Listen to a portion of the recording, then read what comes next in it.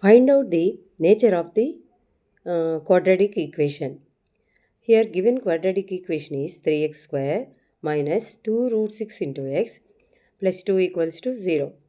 Now here first of all write the given quadratic equation b square minus 4ac.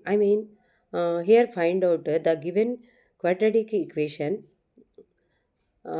nature. Find out the nature means substitute formula b square minus 4ac discriminant formula.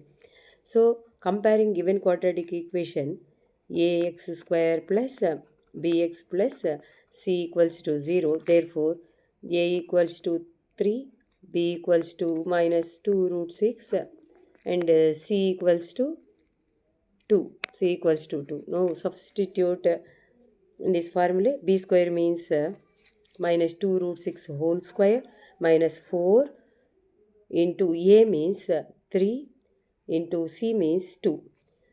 24 minus square will get plus 2 square means 4 root of 6 whole square means 6. 6 4s are 24 minus 4 3s are 12, 12 2s are 24. 24 minus 24 0. Roots are real and equal. The given quadratic equation nature of the roots are here prove that real and equal. Okay, thank you.